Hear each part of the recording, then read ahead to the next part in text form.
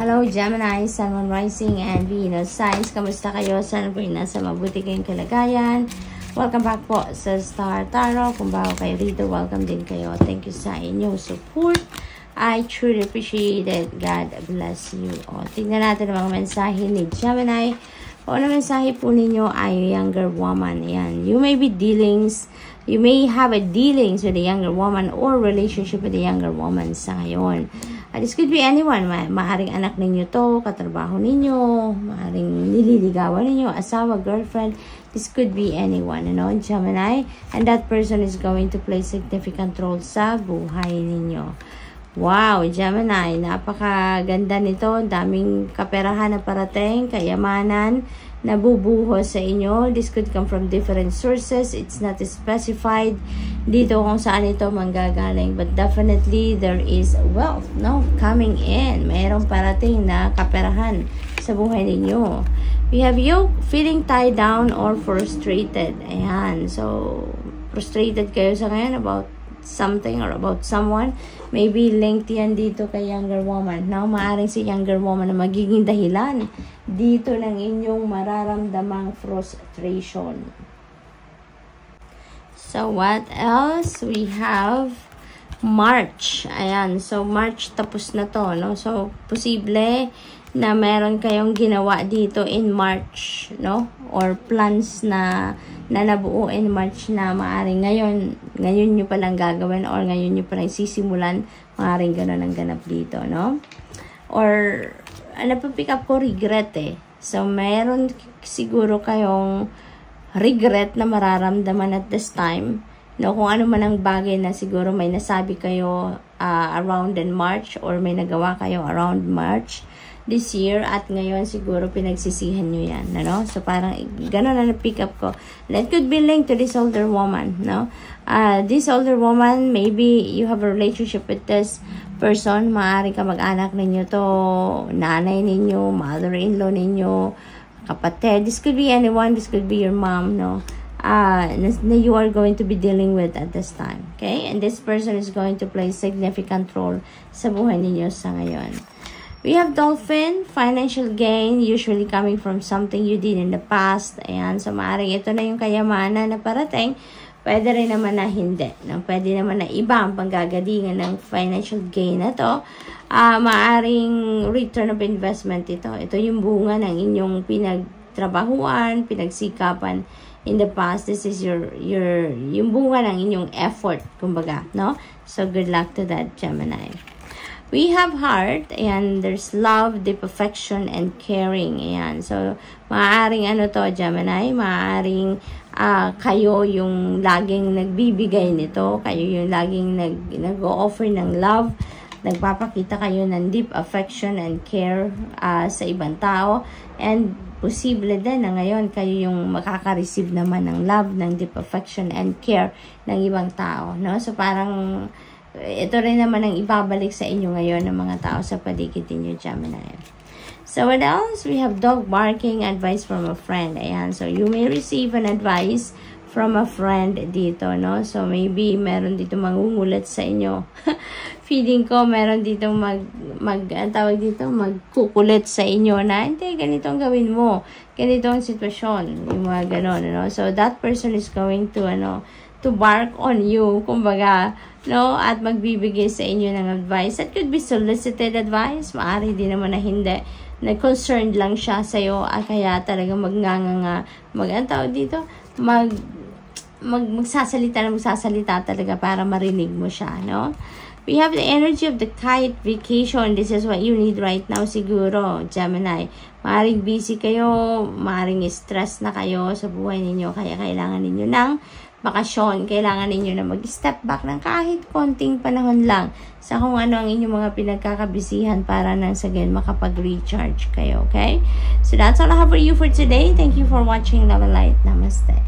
Hello Libra, Sun, Moon, Rising, and Venus signs. Kamusta kayo? Sana po nasa mabuti kayong kalagayan. Welcome back po sa Star Tarot. Kung bago kayo rito, welcome din kayo. Thank you sa inyong support. I truly appreciate it. God bless you all. Tingnan natin ang mga messages ni Libra. Pauna mensahe po ninyo ay dogs. Getting together with friends. Ayan, Libra.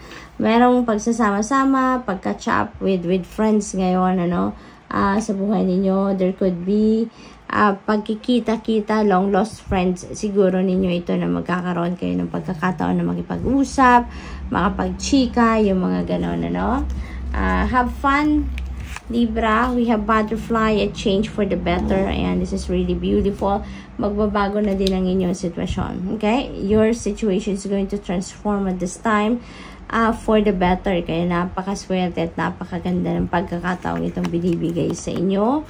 You feel something is lacking in your life, perhaps love, money, or goal. Ayan. So, parang hindi maganda to, Libra?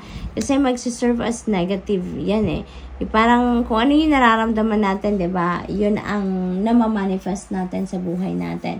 Kung ano yung nakikita natin, kung ano yung iniisip natin, ano yung nararamdaman natin, that's what manifests in our 3D reality.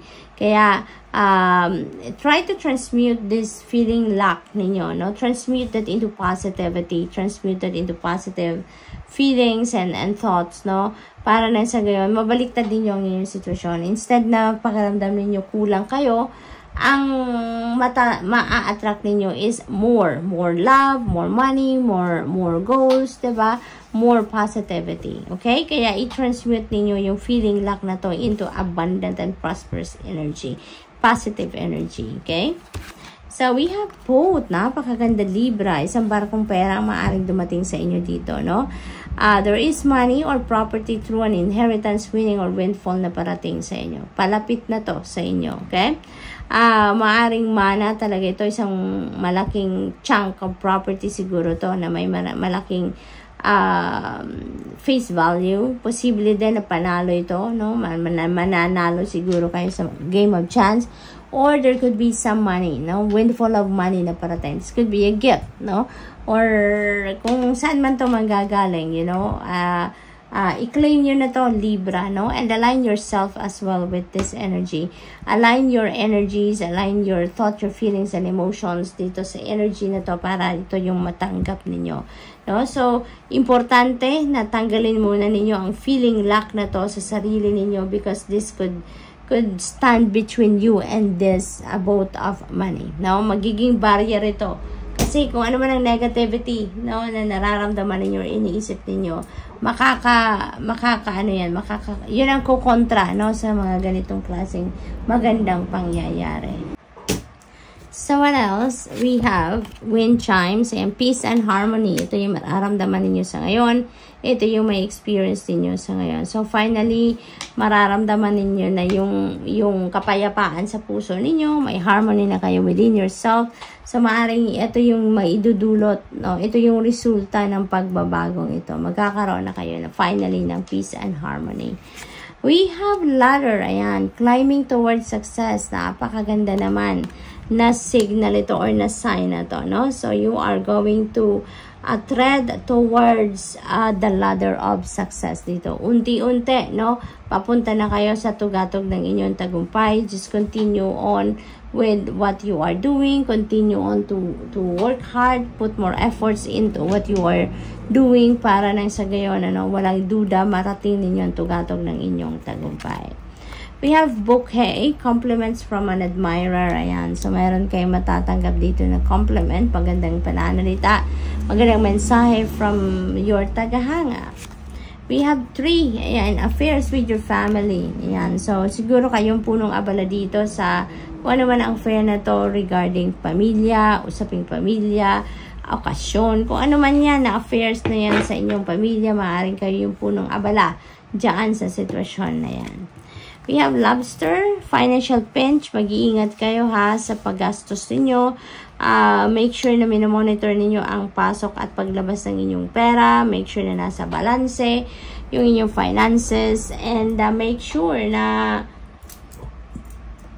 sumusunod kayo sa budget plan ninyo para maiwasan ninyo na magkaroon kayo ng financial pinch. So, good luck. And that's all I have for you for today. Thank you for watching. Love and light. Namaste. Hello, Aquarius, Sun, Moon, Rising, Venus signs. Kamusta kayo? Sana kayo nasa mabuti kayong kalagayan. Welcome back po sa Star Tarot.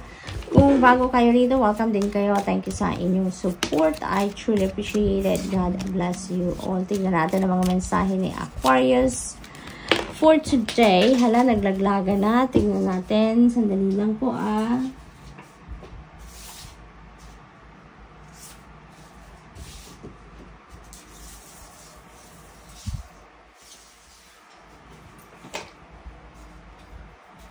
Ayan.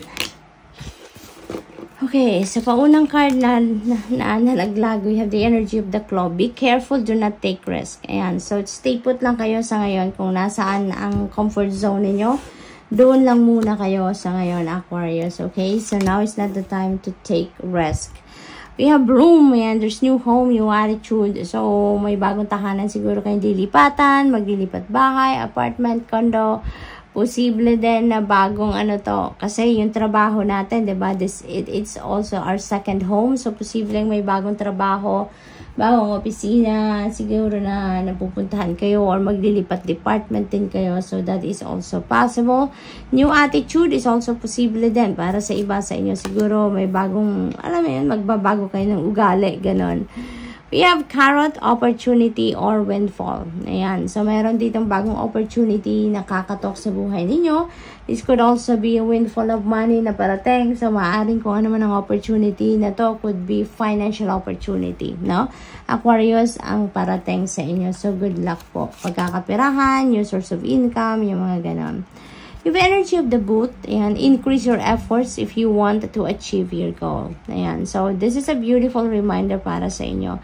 Na kung gusto ninyong marating, kung ano man yung goals ninyo, kung gusto ninyong ma-achieve, kung ano man yung mga gusto ninyong ma-achieve, you need to increase your effort. Kailangan ninyo na mag-work harder pa, no? Para ma-achieve ninyo ang mga yan. So, what else? We have vulture, depression, anxiety, worry that someone is against you. Ayan, so baka nag-overthink lang kayo dito, Aquarius. Nag-overanalyze lang kayo. No? Kaya, siguro nag-worry kayo for nothing dito. Yun ang napipick up ko, no? Kasi maaring hindi naman ninyo ito confirmed na may galit sa inyo or someone is against you, yung ganon. Pero, siguro yun lang din ang naiisip ninyo, no, Aquarius? Carriage, journey, either physical or mental. Ayan. So, may biyahe siguro kayo dito, no? Maaring, lang ito, short term lang ito na biyahe. Maaring malapit lang or saglit lang, no? Ang sadya ninyo dito. Posible din na hindi ito physical travel. This could be mental travel. Maaring may iniisip lang kayo. Maaring ito, no? Yung depression na yan, yung anxiety na yan. Maaring yun. Na malalim ng inyong iniisip, ang haba-haba na narating ng isip ninyo, yung ganon, at dahil yan sa pag-worry ninyo. We have career. Ayan. So, this could be your focus sa ngayon. Ano? Maaring ang iba sa inyo nag-iisip na mag-take risk pagdating sa inyong career, but stay put lang kayo, no? Just keep working hard. Put more effort sa ngayon sa kung anong pinagkakabala ninyo, sa kung anong career ninyo sa ngayon. Stay put na muna kayo dyan. Yan muna yung pag-focusan ninyo ng attention sa ngayon. Ano? Yun muna ang asikasuhin ninyo, Aquarius. We have nest. An emotionally secure, loving family is important to you. Ayan. So, napakaganda naman. Yung focus ninyo is pamilya. Yun ang priority ninyo. Aquarius, lagi-lagi siguro, no? So, that's really beautiful. We have crown. Honor and respect will come to you. Ayan. So, finally, makukuha nyo na din kung ano yung deserve ninyo. You've worked hard for this. Now naman, na makamit ninyo yung honor and respect ng mga tao sa paligid ninyo. And you are getting it, no? Talagang maging masaya-masaya ka dito because makukuha mo na yung honor and respeto na matagal na ninyong siguro minimithi na makamit, no? So, you work hard for this, you earned it, kaya you need to savor it, no? I-enjoy ninyo yan. So, good luck, and that's all I have for you for today. Thank you for watching. Love and light. Namaste.